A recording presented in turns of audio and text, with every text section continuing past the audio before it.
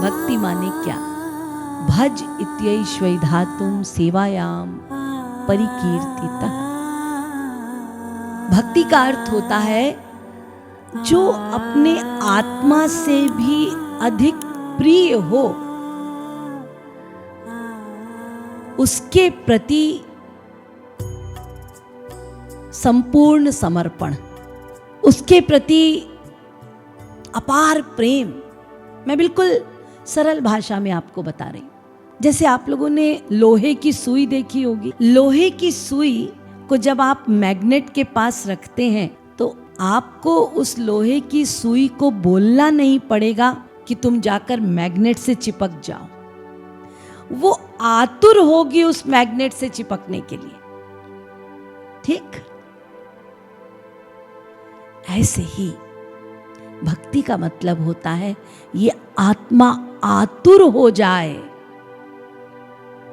अपने प्रियतम से मिलने के लिए। जैसे वो लोहे की सुई आतुर है चुंबक से मिलने के लिए, जैसे वो नदी आतुर है समुद्र से मिलने के लिए, जैसे वो अग्निशिखा आतुर है सूर्य से मिलने के लिए। ये व्याकुलता, भक्ति का मतलब है परम व्याकुलता। परम व्याकुलता हो अपने प्रियतम के लिए, उसको भक्ति कहते हैं। भगवान जिस भक्त के लिए आतुर हो, भगवान जिस भक्त को देखने के लिए, मिलने के लिए आतुर हो, उसको भक्त कहते हैं। ये दोनों बातों को ध्यान रखिएगा, समझ लीजिएगा।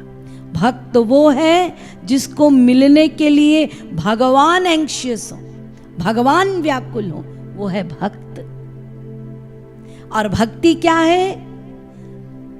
जहां भक्त या साधक में भगवान को पाने की परम व्याकुलता है, परम व्याकुलता है, उसको भक्ति कहते हैं। तो ऐसी भक्ति कैसे बढ़ेगी? हम अपने भीतर ऐसी भक्ति कैसे बढ़ाएं?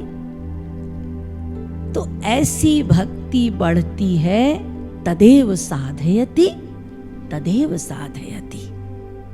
नारद भक्ति दर्शन में नारद जी कह रहे हैं कि यदि तुम्हें अपनी भक्ति बढ़ानी है तो तदेव साधयति। जो सत्पुरुष है, जो सद्गुरु है, उसकी बताई साधना करो। जो सद्गुरु है उसकी पूजा, आराधना, उपासना करो। लभ्यते च तत्कृपयैव, नारद भक्ति दर्शन। उस सतगुरु की कृपा से तुम्हें भक्ति मिलेगी, उस सतगुरु की कृपा से तुम्हें भगवत दर्शन होंगे। तो सर्वप्रथम हमें एक मार्गदर्शक की आवश्यकता है, एक सद्गुरु की आवश्यकता है, क्योंकि भक्ति गुरु कृपा से मिलती है। भक्ति का अर्थ होता है जिसके पीछे पीछे भगवान चले। भक्ति माने प्रेम। तो ये प्रेम, ये भक्ति सद्गुरु कृपा से मिलती है। इसीलिए सद्गुरु का जीवन में होना परमावश्यक है।